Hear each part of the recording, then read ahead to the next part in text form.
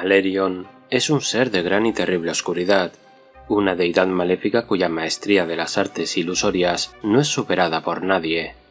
Ulgu, el reino de la sombra, es su dominio, y aunque sus 13 dominios tienen muchos gobernantes, cada uno de ellos está intrincadamente unido por una red de intriga y engaño que responde a la atracción de uno o ambos de solo dos seres, Malerion y su madre, Morathi. Cuando despertó por primera vez en los reinos mortales, a principios de la era de los mitos, Malerion carecía de forma. Era una sombra de tinta incapaz de dominar su propia corporeidad. Fue su propia furia ante su estado informe la que le permitió adoptar brevemente una forma sólida y comenzar así el lento proceso de dominar sus poderes divinos. Cuando el Rey Sombra se digna a mostrarse a los demás, suele aparecer como una elfo de aspecto temible, envuelto en hierro negro y zarcillos de sombra enroscados, pero lo cierto es que puede aparecer de cualquier forma que elija.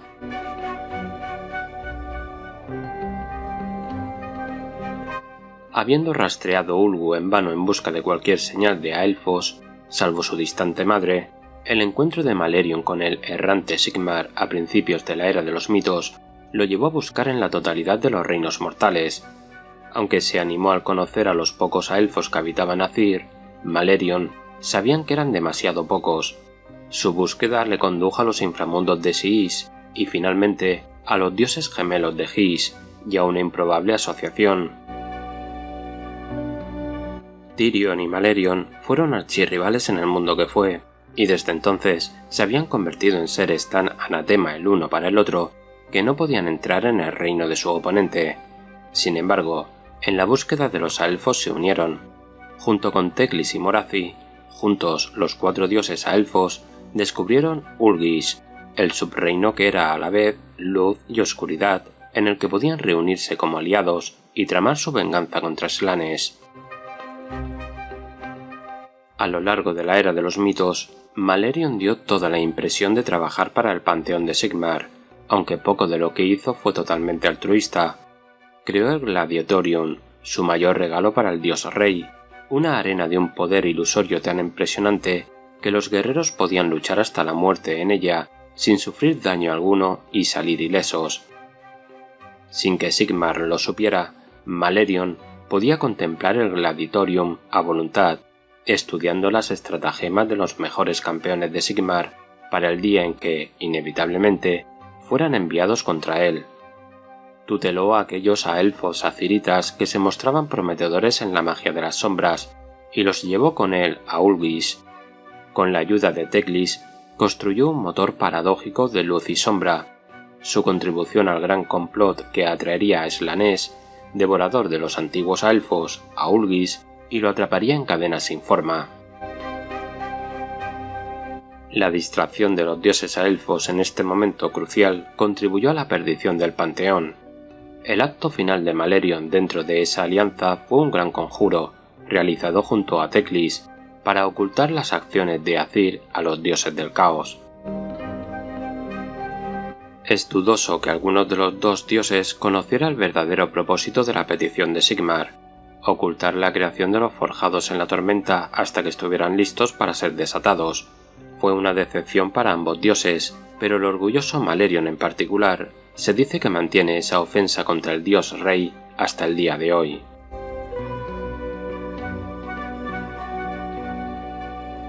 Malerion rara vez abandona su trono en la gran ciudad de Druchirot, al menos en cuerpo, pues allí donde cae una sombra camina su espíritu.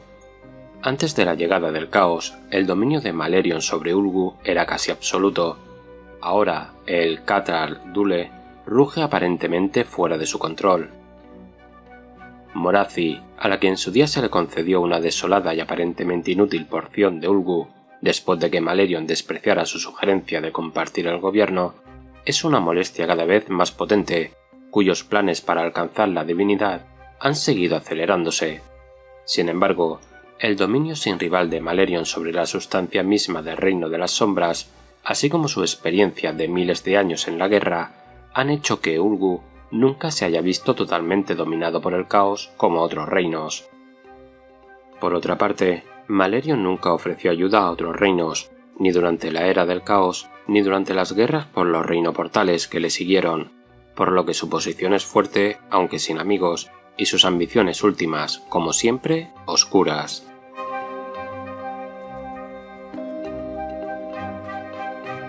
Malerion es venerado como monarca absoluto y como dios en todo Ulgu.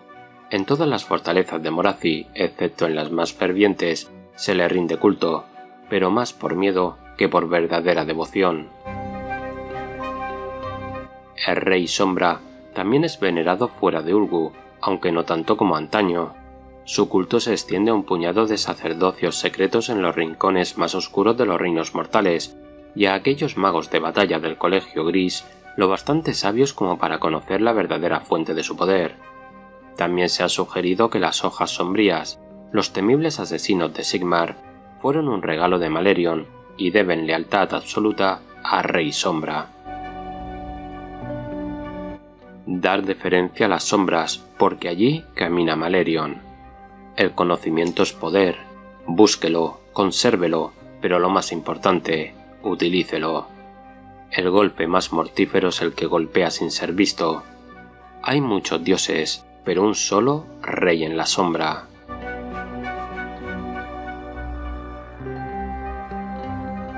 Morathi es una hechicera de incomparable poder y astucia, un oráculo de sangre y una reina de la mentira. Es un ser de belleza sobrenatural, una reina elfa de oscuro resplandor enmarcada por alas de metal sombrío, pero incluso su apariencia es un engaño, ya que su verdadera forma es demasiado horrible para que la pueda soportar alguien de su monstruosa vanidad, una fusión de serpiente y sombra a semejanza de su architormentor y némesis Slanesh. Muchos teólogos sostienen que Morathi no es realmente divina en absoluto, aunque no está al alcance de los oídos de ningún elfo brujo. Tal vez, pero sin duda es la madre de un dios, y tiene el corazón de Kaine en su mano. Está tan cerca de la divinidad que no hay diferencia, y su poder crece día a día.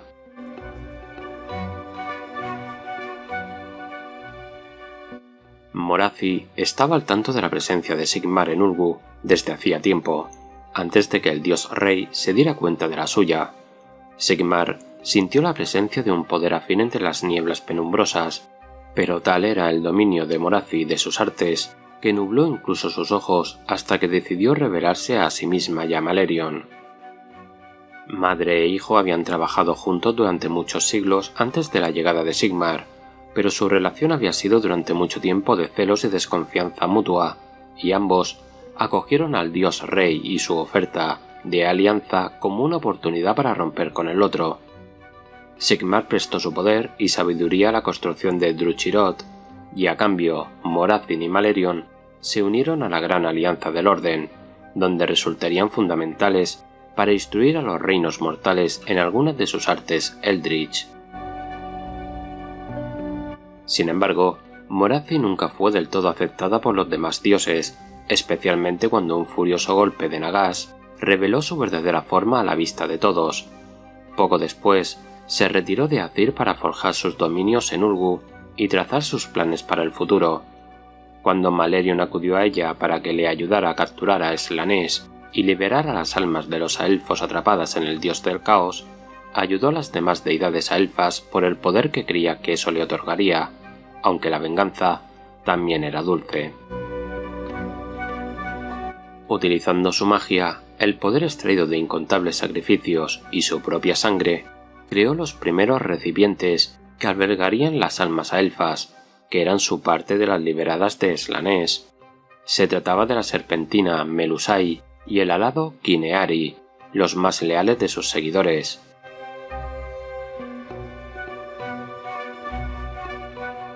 Morathi utilizó su astucia para acapear en la Era del Caos, con no poca ayuda de las traicioneras condiciones de sus dominios y un ejército de fanáticos.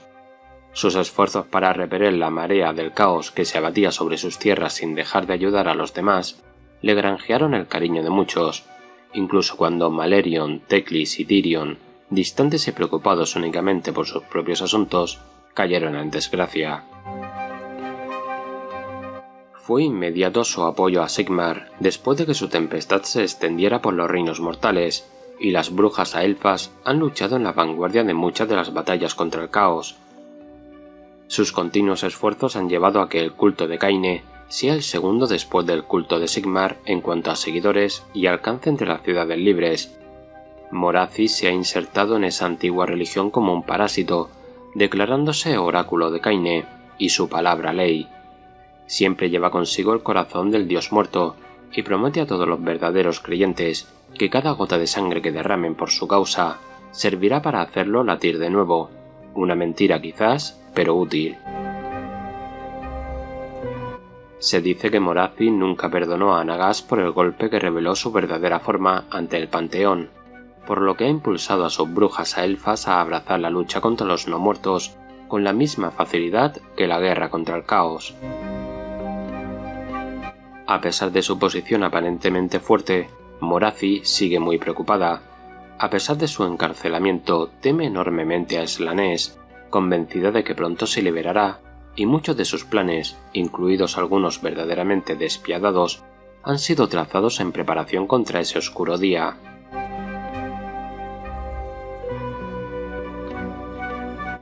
Las brujas elfas de Kaine son ampliamente reconocidas como algunos de los seguidores más fanáticamente leales de todos los reinos mortales. Aunque técnicamente son seguidoras de Kaine y no de Morathi, la gran matriarca se asegura de que sean consideradas una misma cosa. Las hijas de Kaine tienen templos dedicados al señor del asesinato en todas las ciudades de Sigmar, incluida la propia Athirheim. No es poca cosa, teniendo en cuenta que la fe comenzó como un culto exclusivamente a elfo y femenino. La influencia del culto ha llegado a ser tan penetrante que muchos soldados en vísperas de batalla, cualquier lacayo que acecha una presa y desde luego cualquiera destinado al asesinato, pronuncia una plegaria o hace una ofrenda a Kaine.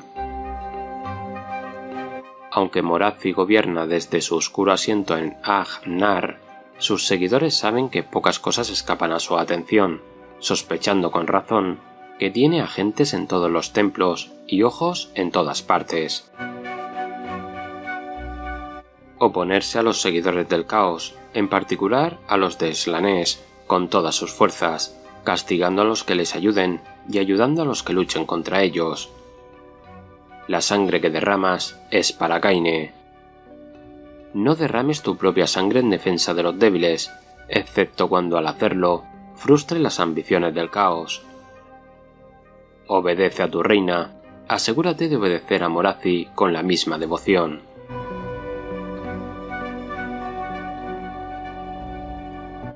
Teclis es un mago sin igual, un ser de profunda filosofía y poseedor de una gran sabiduría, aprendida a un coste terrible durante incontables años. Valora todo el conocimiento y es voraz, algunos sugerirían que imprudente, en su búsqueda de la verdad. Cuando su pueblo estaba perdido y casi caído en el caos, Teclis encontró una nueva forma de ser para ellos y así salvó sus almas en su conjunto. Teclis aparece como un alto mago elfo, de rasgos serenos, aunque aparentemente algo débil de constitución. De él emana un poderoso resplandor y su fría mirada es inquebrantable. Rara vez se ve a Teclis sin la luna esfinge Celenar, el alma encarnada de la verdadera luna de Hysh.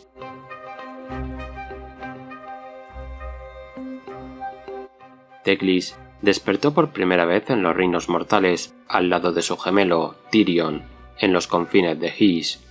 Los dos exploraron juntos el reino recién nacido, pero no pudieron encontrar rastro alguno de elfos hasta que, por casualidad, se encontraron con el dios rey. Teclis fue efusivo al dar la bienvenida a Sigmar a Hysh, ansioso por conocer a los elfos que había encontrado y por la oportunidad de explorar las bibliotecas de Athir y conversar con ancestrales tan estimables como Dracothion. Fue Teclis quien enseñó a los athiritas conocimiento y ciencia. El Iluminador hizo más por propagar la enseñanza de la magia por los reinos mortales que ningún otro dios.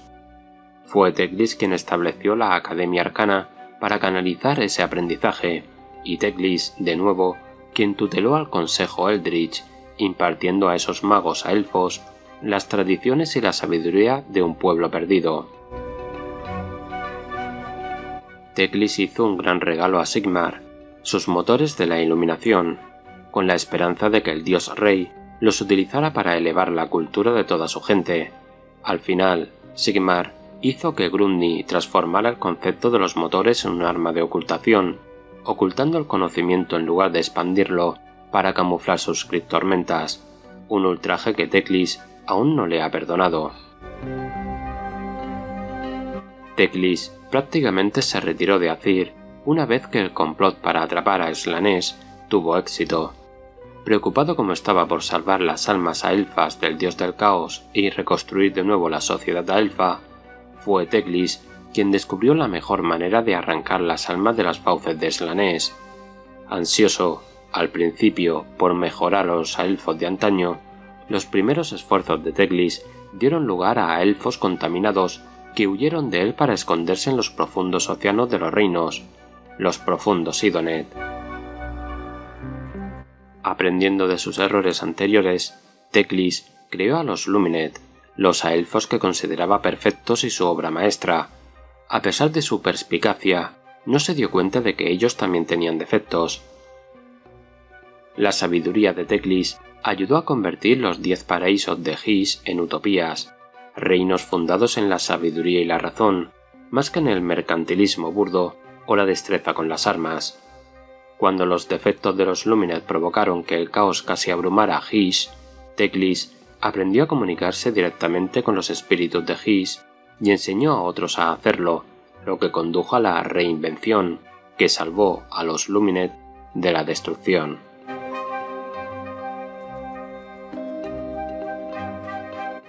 Justo cuando los aelfos de Hysh habían conseguido por fin recuperar control de algunas de las tierras interiores del Reino de la Luz por parte de las fuerzas del caos, el necroseísmo se extendió por el cosmos. Las artes de Teclis consiguieron mitigar su daño, pero el Arcanum Optimar provocó el estallido de mortíferos hechizos depredadores por todo Hysh, así como el surgimiento de innumerables espíritus inmundos. Teclis está en primera línea a la hora de disipar o sofocar tales peligros, pero son preocupaciones insignificantes al lado de su temor a que el necroseísmo haya dañado las cadenas de Slanesh. Teclis dedica ahora mucho tiempo a prepararse para el día en que el dios del placer se libere, y sus esfuerzos le han llevado incluso a otros reinos, ya que él y sus seguidores apuntalan místicamente las tierras debilitadas por el caos, independientemente de lo que sus habitantes tengan que decir al respecto.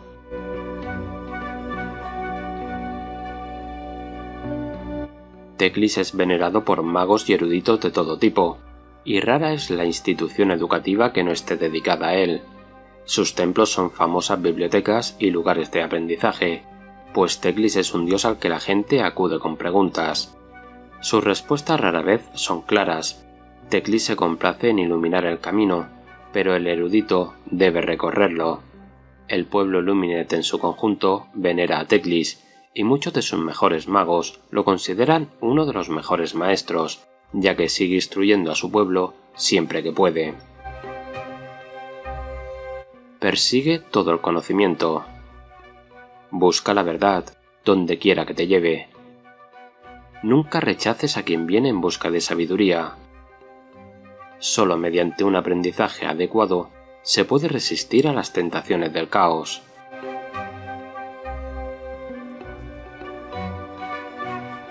El dios luminoso Tyrion es el hermano gemelo de Teclis. Tyrion quedó cegado por la propia luz de Hysh mientras buscaba a su gemelo, pero no necesita ojos para percibir el mundo que le rodea. De hecho, no solo puede ver a través de los ojos de Teclis, sino que ahora posee sentidos mucho más poderosos que la simple vista.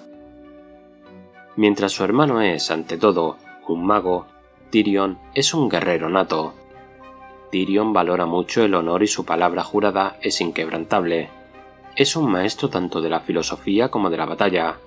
Los Luminet son tanto su pueblo como el de su hermano, aunque las distintas naciones de Hysh tienden a favorecer las enseñanzas de un hermano sobre las del otro. Tyrion aparece con frecuencia como un poderoso guerrero elfo, vestido con un velo de malla brillante y con un paño plateado atado a los ojos.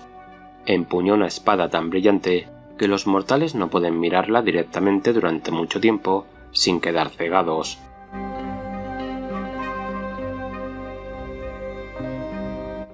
Guerra y matanza, asesinato y masacre son las manifestaciones de Khorne. Alimentándose de la rabia de los mortales, el dios de la sangre suele ser el más poderoso de los dioses oscuros. Sus adoradores representan a Khorne como un guerrero gargantuesco, enfundado en una armadura barroca de placas de bronce y con el rostro gruñón de un sabueso salvaje. Empuña hacedora de guerra, una espada gigante y apocalíptica, capaz de destruir ciudades enteras de un solo golpe.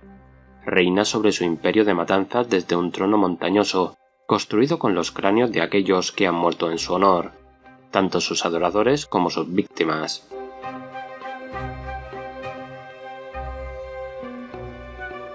Durante la Era del Caos, cuando los ejércitos de los dioses de la oscuridad arrasaban los reinos mortales y estaban a punto de consumirlos a todos excepto a Azyr, el poder de Khorne crecía sin medida. Cada ser que caía en batalla, cada gota de sangre derramada en la guerra, alimentaba al voraz dios de la sangre. En esta gran conquista, incluso cuando los otros dioses del caos expandieron su alcance, el poder de Khorne creció aún más. Sus ejércitos se volvieron contra los de la rata cornuda y Slanesh. Sus hordas daemoníacas asaltaron el laberinto de cristal de Thench y los jardines de la plaga de Nurgle, dentro del propio reino del caos. Mientras las hordas de Khorne martilleaban las puertas de Azyr, las tornas cambiaron. Sigmar desató los ejércitos que había forjado. Los poderosos, forjados en la tormenta, fueron enviados a través de los reinos mortales para hacer retroceder a las huestes del caos y restaurar el panteón de Sigmar. Los esbirros del caos fueron obligados a retirarse en el mismo umbral de la conquista.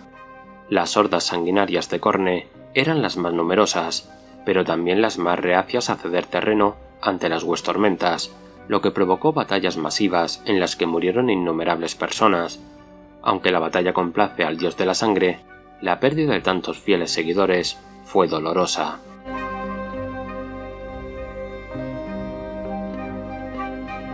Khorne sigue siendo el más poderoso de los dioses del caos, y vastos enjambres de sus guerreros existen en todos los reinos excepto Azyr. Aunque sus ejércitos de daemonios ya no están preparados para conquistar el laberinto de cristal o los jardines de la plaga, su dominio bañado en sangre sigue siendo el mayor del reino del caos. Su rabia contra Sigmar por negarle la victoria no ha disminuido, pero, aunque nunca lo admitiría, Khorne ha disfrutado enormemente de las innumerables batallas sangrientas que sus fieles han librado contra los forjados en la tormenta, aunque considera un insulto su falta de sangre y el hecho de que no dejen cráneos al morir. El regreso de Nagash, sin embargo, es una verdadera preocupación. Khorne comprende que en la no vida de los no muertos no hay rabia que le dé poder, ni sangre que sacie su sed.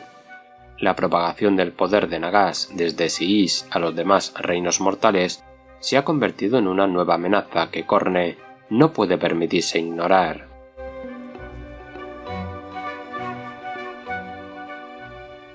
El dios de la sangre saborea la carnicería provocada por sus discípulos, alimentándose de las vidas de todos aquellos que mueren en su nombre. Sus seguidores mortales son muchos, desde tribus salvajes de merodeadores humanos hasta manadas salvajes de hombres bestia. El poder de Khorne siempre está esperando a aquellos que alimentan las semillas de la ira. Cuando una causa justa se convierte en una masacre sanguinaria, fue la mano de Khorne la que inclinó la balanza. Siempre hay quien deja de lado la templanza y la moderación para deleitarse con los feroces estragos del poder del dios de la sangre. Khorne detesta a los magos y a la hechicería. Los poderes que concede a sus seguidores aumentan su destreza en la batalla y su capacidad para derramar más sangre. Un adorador favorecido puede ver aumentada su fuerza o su resistencia más allá de sus límites naturales.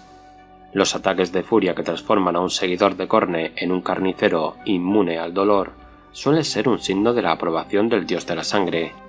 Los guerreros más favorecidos pueden recibir armaduras encantadas o temibles armas daemónicas.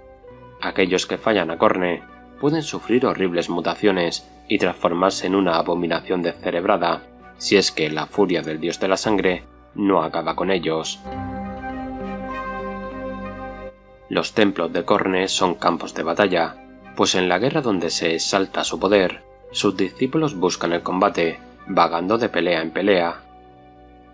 Si no son capaces de encontrar enemigos, los adoradores de Corne caen unos sobre otros, pues cualquiera que siga al dios de la sangre lo hace por su propia gloria y no eludirá volverse contra sus camaradas. Sangre y calaveras es lo que corresponde a Corne. No muestres piedad a los vencidos, pues la piedad es una ofensa para Corne. Sostener con desprecio a los débiles y decadentes seguidores de Slanesh. A un cornita no le importa de dónde fluye la sangre, solo que lo haga.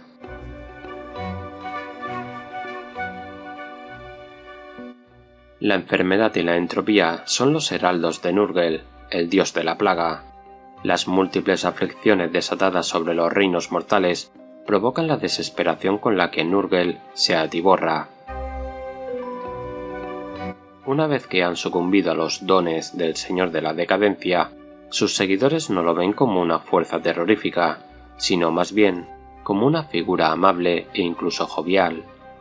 El abuelo Nurgle, como le llaman sus devotos, es representado como una criatura gargantuesca e hinchada.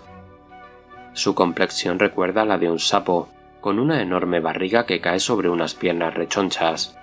Su cuerpo verde y escabroso está podrido por la enfermedad, con el vientre abierto para dejar al descubierto sus rancias entrañas. La cara flácida que se agacha sobre sus anchos hombros muestra a menudo una expresión de horripilante alegría, acentuada por su estruendosa carcajada.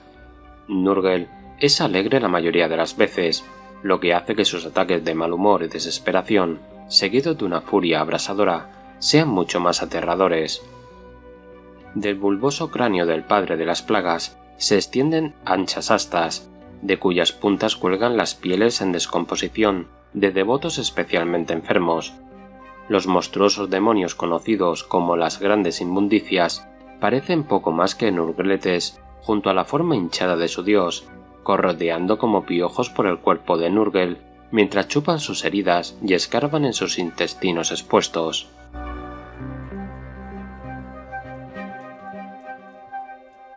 En el corazón del jardín de Nurgle descansa un caldero tan vasto que podría contener todos los océanos de todos los reinos. En su inmenso caldero, Nurgle elabora las numerosas plagas que sus devotos esparcen en su nombre por los reinos mortales. Durante la Era del Caos, el Señor de la Decadencia envió innumerables enfermedades nuevas a todos los reinos, excepto a Azyr. A medida que reinos y naciones sucumbieron a sus dones, hubo un tiempo que el poder de Nurgle se hizo más poderoso que el de todos los otros dioses del caos combinados. Pero la naturaleza del poder de Nurgle siempre ha sido cíclica. Las nuevas enfermedades que potenciaban su ascenso inevitablemente se consumían, o rara vez se curaban. Con el tiempo, el poder del dios de la plaga retrocedió en todos los reinos excepto en Ghyran, dejando a Nurgle consolarse con el hecho de que, inevitablemente, todas las cosas algún día decaerán y sentirán su toque. Sin embargo, dentro del reino de la vida, Nurgle gobernó con supremacía durante toda la Era del Caos. Al principio, había enviado nada menos que 3 enormes puntas de lanza de sus fuerzas a Ghyran. El clan enfermo Skaven Pestilent ayudó a sus fuerzas. A lo largo de la Guerra de la Vida, el sigilo y la astucia sirvieron donde las enfermedades virulentas fallaron.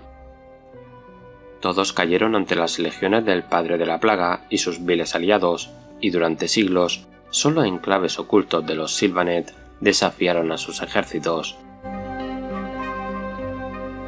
El plan final de Nurgle era capturar a la diosa Alarielle y llevarla de vuelta a su jardín en el Reino del Caos. Mientras sus ejércitos la perseguían, la vibrante vida de Ghyran fue enfermando y corrompiéndose poco a poco hasta convertirse en un vasto lodazal de inmundicia. Solo la llegada de los forjados en la tormenta y la transformación por parte de Alarielle de un nuevo aspecto guerrero hicieron retroceder finalmente la conquista de Nurgle, aunque gran parte de Ghyran sigue todavía contaminada por sus seguidores.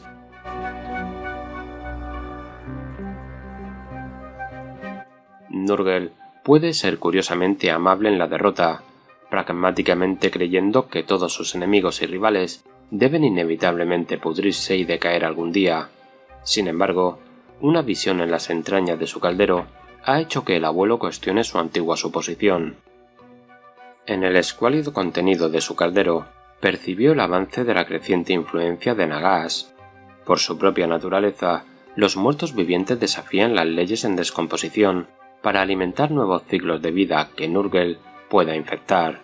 Las fuerzas de Sigmar son un desafío difícil, es cierto, pero el gran nigromante es un enemigo que Nurgle no puede permitirse ignorar.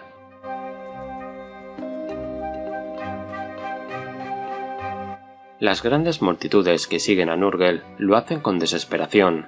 Asolados por la enfermedad, los desesperados claman socorro. Nurgle alivia su sufrimiento, pero de la forma más horrible. En lugar de marchitarse bajo el tormento de la peste, los afligidos sacan fuerzas de sus enfermedades, volviéndose casi insensibles al dolor y a menudo inmunes a él por completo. Para ellos, la enfermedad conduce a una vida nueva y terrible en lugar de una muerte larga y prolongada, y la mayoría acaba deleitándose con su corrupción. El abuelo es atento con sus seguidores, recompensándoles continuamente con nuevas enfermedades y afecciones, corrompiendo su carne hasta convertirlos en horrores andantes. Cada seguidor de Nurgle propone los dones pestilentes de su dios. Los más favorecidos pueden enfermar a una víctima con un simple aliento o un mero toque. Tal es su devoción por Nurgle, que sus adoradores ven la propagación de la enfermedad como un deber sagrado, un medio por el que llevar a otros las pútridas bondades del dios de la plaga. Los dones de Nurgle son muchos. Sus hechiceros pueden manifestar el poder de su dios en corrientes de suciedad abrasadora y enjambres de moscas atestadas de plagas. Los guerreros que abrazan al abuelo aumentan de tamaño y fuerza, convirtiéndose en monstruosidades hinchadas casi inmunes a las heridas y el dolor. Cuanto más enfermedades concede Nurgle a sus discípulos, más poderosos se vuelven. Sin embargo, el dios de la plaga puede ser demasiado indulgente, y esto puede hacer que incluso un seguidor favorito se disuelva en un charco de sustancia viscosa o se convierta en un engendro de plaga descerebrado. Todas las enfermedades son una recompensa que hay que buscar ansiosamente, pues son las bendiciones del abuelo. Difundir las bendiciones de Nurgle es un deber sagrado y una obligación sin fin. Todas las cosas se deterioran con el tiempo, no intentes evitarlo. A los ilusos seguidores de Tzeentch se les hará presenciar por la fuerza la beneficencia de Nurgle.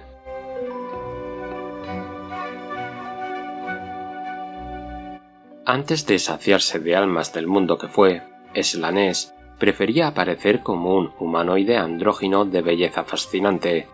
Su larga cabellera dorada se extendía como una melena alrededor de su cabeza, mientras que dos pares de cuernos negros y brillantes brotaban de su frente. Su cuerpo era ágil y flexible, masculino en el lado izquierdo y femenino en el derecho. Se cubría con los más maravillosos vestidos y túnicas, adornados con fabulosas joyas y ribeteados con los más finos terciopelos. El mágico cetro de jade, la más preciada de todas sus posesiones, rara vez estaba lejos de su mano. Sin embargo, en la seductora decadencia del aspecto de Slaanesh no había simplemente una gloriosa belleza, sino un inquietante horror. El atractivo de Slaanesh era una repulsión fascinante, un deseo repugnante que hechizaba a quienes lo contemplaban.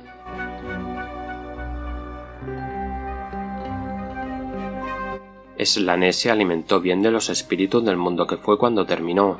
El príncipe oscuro fue alentado hasta el exceso por sus propios deseos insaciables, saqueando incluso los inframundos en busca de las almas de los elfos, hinchándose y haciéndose enorme.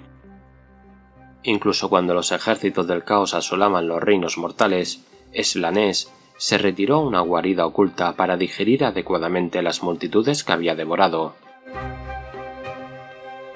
Zench descubrió dónde se había escondido Slanesh, pero en lugar de actuar directamente, manipuló a Khorne para que actuara contra su dios hermano, atacando a sus guardianes. Al mismo tiempo, dio pistas que llevarían a los dioses aelfos a encontrar a Slanesh. Las 4 deidades aelfas habían buscado durante mucho tiempo las almas de los aelfos en los reinos mortales. Primero tendieron una trampa, taimada y sutil, en Ulgis, el crepúsculo oculto, que se encuentra entre los reinos de His y Ulgu, y los dioses aelfos se rebelaron a Slanesh, sabiendo que intentaría consumirlos, a pesar de su estado de saciedad. Su treta funcionó espectacularmente. Capturaron a Slanesh, encadenándolo con cadenas sin forma forjadas de paradoja y luz cambiante. Durante largos siglos ha estado encarcelado, torturado sin fin, obligado a vomitar las almas aelfas que consumió, para que los dioses aelfos pudieran limpiarlas y remodelarlas en nuevos seres aelfos.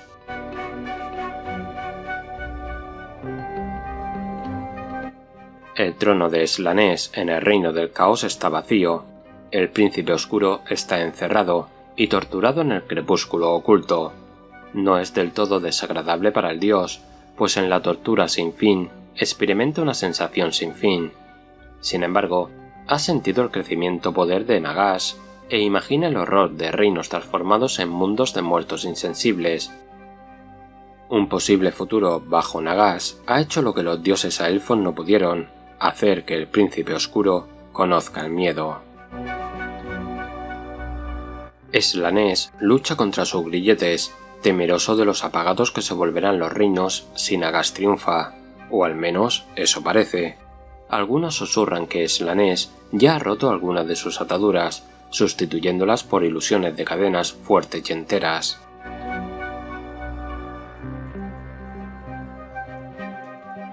El deseo adopta muchas formas, pero todas pueden conducir a Slanesh.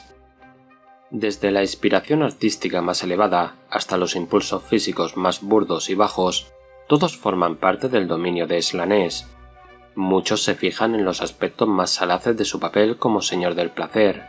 Los que quedan atrapados más fácilmente en su poder son los libertinos y seductores que se abandonan a la gratificación de sus impulsos.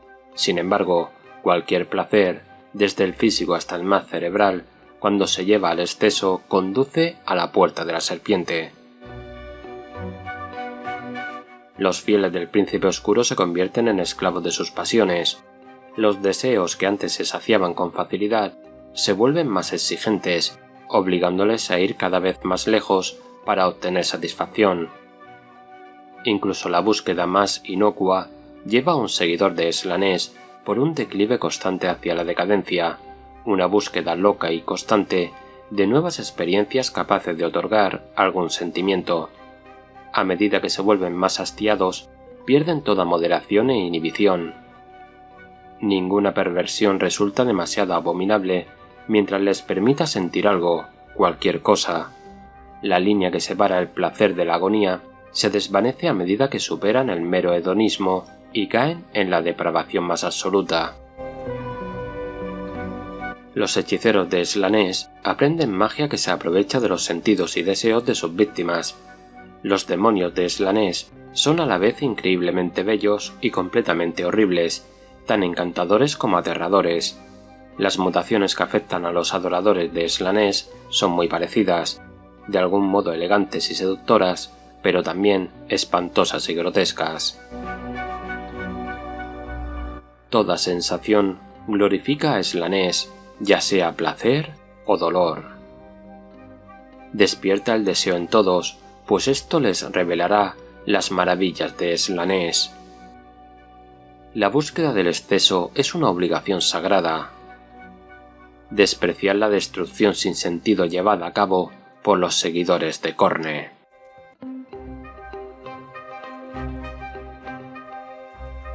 El arquitecto del destino nunca aparece exactamente de la misma forma, aunque hay ciertos rasgos recurrentes.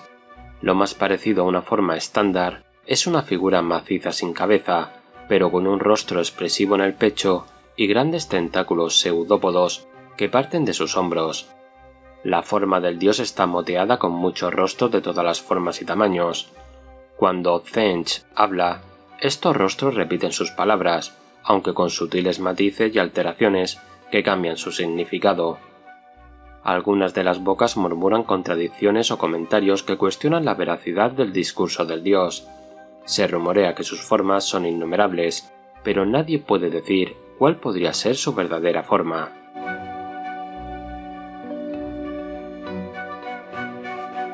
Los complots de Thench han causado estragos entre los otros dioses del caos, al igual que han causado la destrucción de los reinos mortales. Sus intrigas llevaron al mayor devorador de almas de Korne a una furia sin sentido, incitando a Skarbrand a atacar al dios de la sangre, y han sentado las bases de la ruina futura de muchas de las ciudades libres de Sigmar. Lo más revelador de todo es que fueron las intrigas de Thench las que provocaron la caída de Slanesh. Hinchado y casi saciado tras atiborrarse de almas de elfos del mundo que fue, Slanesh se vio abrumado por las fuerzas que Thench manipuló contra él. Los guerreros de Korne lucharon contra los guardianes de Slanesh debido a las maquinaciones del arquitecto del destino y permitiendo así que el príncipe oscuro fuera capturado por los dioses elfos, que encontraron donde se escondía debido a los esfuerzos del dios del cambio. Durante la era del caos, Thench puso en marcha un plan destinado a atraer a todo el reino de Chamon a su laberinto de cristal en el reino del caos, un plan no del todo frustrado incluso ahora, aunque los altos señores Caradhran han demostrado ser un enemigo astuto y tenaz. Sin embargo, muchos de los planes de Thench se han visto inesperadamente desbaratados por los forjados en la tormenta. El plan del hechicero Efrix en nombre de Thench de llevar a Gal-Marath al reino del caos para siempre fue destruido cuando el martillo de guerra perdido de Sigmar fue recuperado de la fortaleza Eldritch. La ciudad de Stelsis se salvó de los seguidores de Thench gracias a lo que parecía ser una mera casualidad, lo que disgustó enormemente al arquitecto del destino.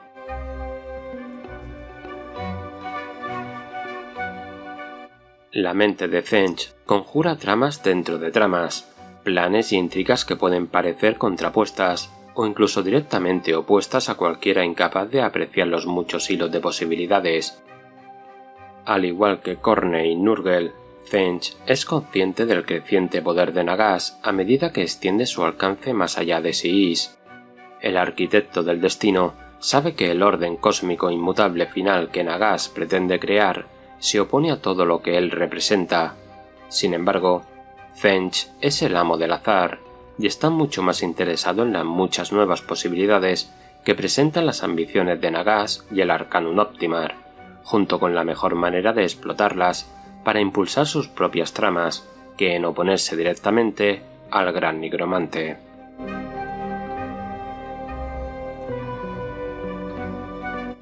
Hay muchos que se sienten atraídos por el culto de Thench. La esperanza y la ambición son las cualidades más comunes de las que se alimenta el Señor de la Mutación. La búsqueda del conocimiento y la búsqueda del poder son afanes que fácilmente actúan como vía hacia la corrupción. Thench ofrece ambas cosas. Thench es un gran conocedor de la magia, ya que toda magia implica algún tipo de cambio. Sus hechizos son la expresión más pura del cambio, transformando tanto a sus objetivos como a aquellos que los blanden. Entre los hechiceros del caos, los que se dedican a Thench son los más poderosos, capaces de hacer magia más poderosa y más sutil que la de sus rivales. Incluso sus fieles con poca aptitud para la magia se encuentran en sintonía con lo arcano. Pueden ser capaces de sentir el lanzamiento de un hechizo a cierta distancia o detectar el aura mágico de un objeto encantado. Algunos, incapaces de aprovechar la magia por sí mismos, pueden descubrir que cuando se reúnen en cultos son capaces de conjurar hechizos como grupo. La mayoría de los seguidores de Thench descubren que sus cuerpos desarrollan mutaciones con rapidez y frecuencia. Lejos de ser una debilidad, aceptan incluso el más nocivo de estos crecimientos como un regalo de su dios y una expresión del favor de Thench. Resulta irónico que cuando un seguidor disgusta al arquitecto del destino, su ira se manifiesta infligiéndole un número devastador de mutaciones a la vez. Aquellos que intentan hacer magia superior a su capacidad y conocimientos suelen sufrir el mismo destino. No hay normas inviolables que rijan a todos los seguidores de Zench, salvo que el cambio siempre se considera sagrado. Los principios de Zench son impredecibles y varían de un culto a otro y de un hechicero a otro. Típicamente, habrá un rechazo a las tradiciones y un antagonismo hacia las leyes y la autoridad. A menudo habrá una fascinación por la magia y su estudio.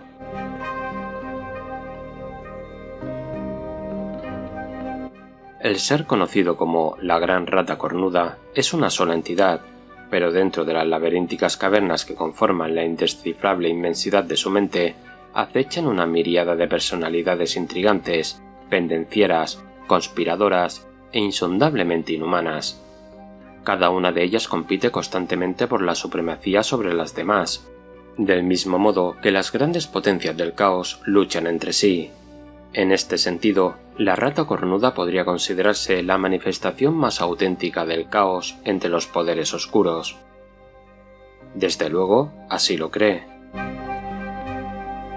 La Rata Cornuda se arrastra por los espacios ocultos entre los reinos mortales, siempre arañando y royendo el tejido de la realidad.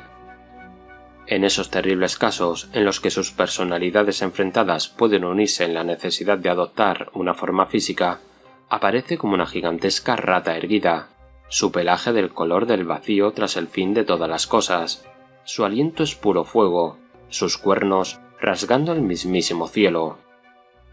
Tales apariciones personales casi siempre presagian una rara unión de los díscolos Skaven y problemas para los reinos mortales.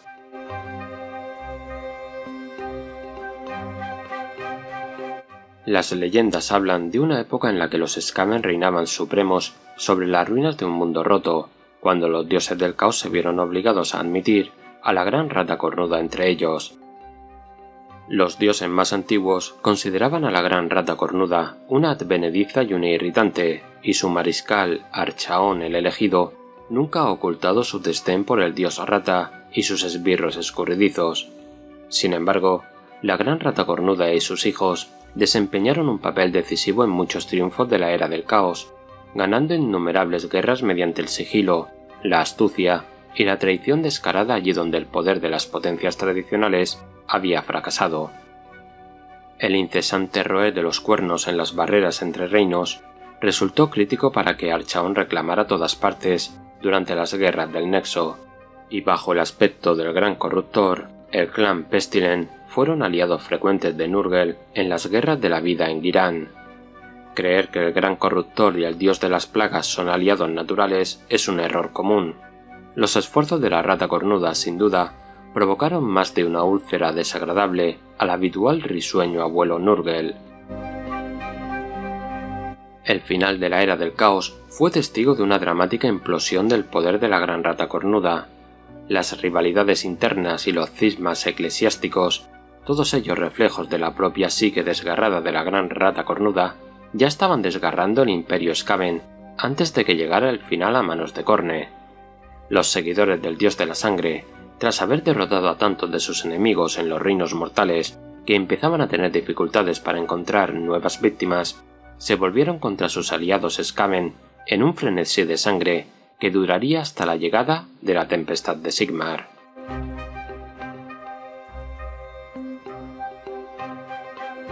Las divisiones de la sociedad de Skaven reflejan las de la psique de la Gran Rata Cornuda y forman la base de la estructura de cada clan.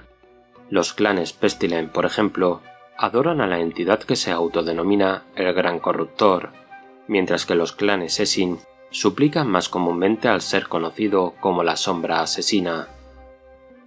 Cada aspecto de la Gran Rata Cornuda está naturalmente convencido de su preeminencia y se asegura de que sus seguidores compartan esa convicción, causando una comprensible confusión y no pocas luchas, sobre todo porque las personalidades de la Rata Cornuda también socavarán a sus rivales con falsedades deliberadas, susurradas a los oídos de sus fieles. Por el momento, la mayor preocupación de la Gran Rata Cornuda es que los clanes Skrire y Pestilent han crecido lo suficiente como para que una guerra civil masiva parezca inminente, o sería una preocupación si varias partes de la rata cornuda no la estuvieran deseando. Tal es la naturaleza de la gran rata cornuda.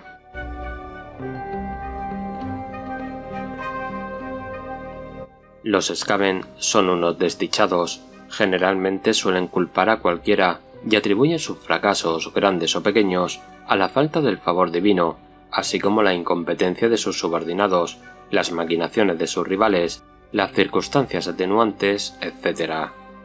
Algunos Skaven rezan fervientemente en cada oportunidad, pero solo porque esperan que eso les dé ventaja sobre sus congéneres. La gran rata cornuda responde ocasionalmente a las súplicas, sobre todo de aquellos cuyas luchas contra la vida le divierten.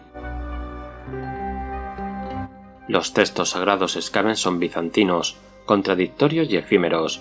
No pasa mucho tiempo antes de que surja la reinterpretación más reciente de la verdad sagrada para socavar y derribar la antigua. A pesar de sus disputas, todos los seguidores de la gran rata cornuda reconocen el poder del número 13, considerándolo tanto afortunado como cargado de significado divino. El rey Alimaña está íntimamente ligado a sus hijos, y los adoradores que no son Skaven son prácticamente inexistentes. Pocos seres pueden hacer frente a las contradicciones imposibles, la pura locura o el desprecio extremo con el que la rata cornuda trata a sus súbditos. Los mutados o locos irremediables o los campeones totalmente rechazados por Tzeentch o Nurgle encuentran ocasionalmente consuelo en la locura escurridiza de la rata. Los sistemas de creencias y los códigos de conducta varían enormemente entre los clanes Skaven, pero los principios comunes suelen girar en torno al egoísmo, la ambición, la expansión del Skaven por los reinos mortales y el mantenimiento de un sano terror a la gran rata cornuda.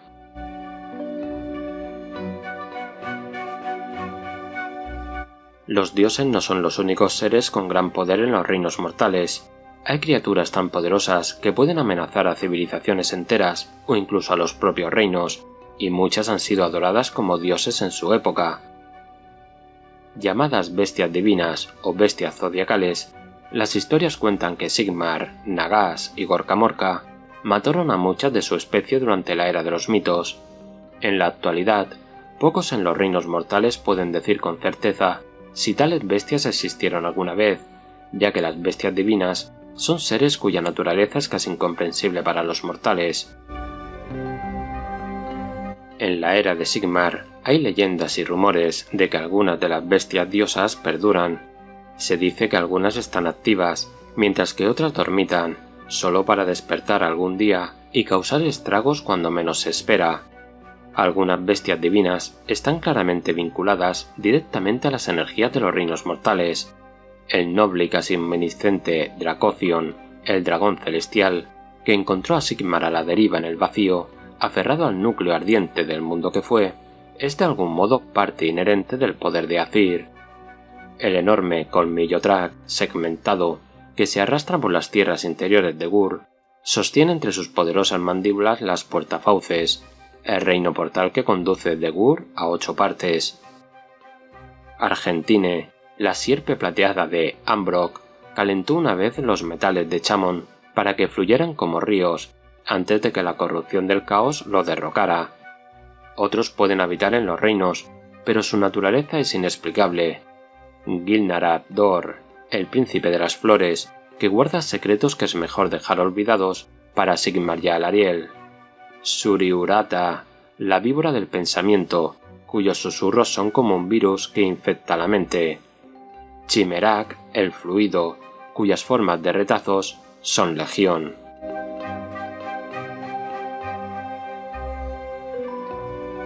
Por muy fuertes que puedan ser los beatos, son luces menores en comparación con los conocidos como elegidos, llamados así porque al menos parte de su poder deriva de haber sido elegido para ser uno de los agentes directos de una o más deidades. Cada uno de los elegidos es una fuerza a tener en cuenta.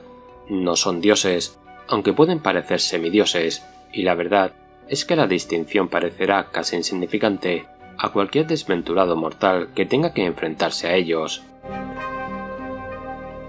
El más famoso de los elegidos es sin duda el Rey de Tres Ojos, Archaon el Elegido, comandante supremo de las fuerzas del caos.